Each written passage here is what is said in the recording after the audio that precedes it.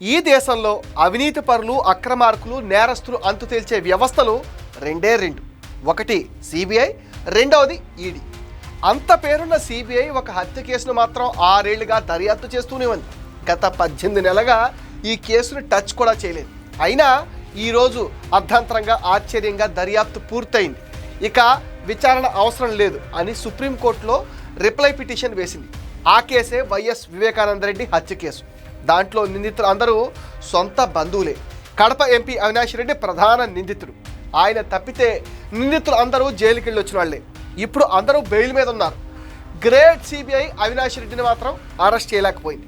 దానికి కారణం అవినాష్ రెడ్డి వెనకున్న జగన్ రెడ్డి. అవినాష్ రెడ్డిని అరెస్ట్ చేస్తే లా అండ్ ఆర్డర్ ప్రాబ్లం వస్తుందని కర్నూలు ఎస్పీ చెప్తే సిబిఐ వాళ్ళు నోట్లో వేలేసుకుని హైదరాబాద్కు వచ్చేసిన సంఘటన కూడా మనం చూసాం. ఇంకో విచిత్రం ఏంటంటే CBI additional SP Ram Singh మీద అవినాష్ మనుషులు దాడికి ప్రయత్నించినా సిబిఐ పట్టించుకున్న దిక్కే లేదు.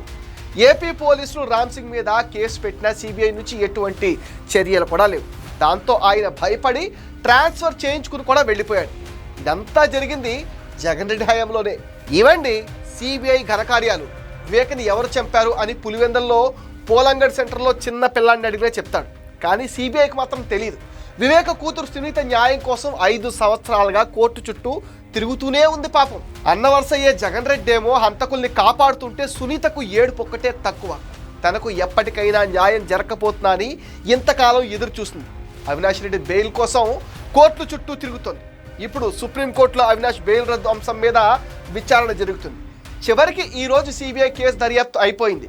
కేసు క్లోజ్ అంటే షాక్ అయ్యింది.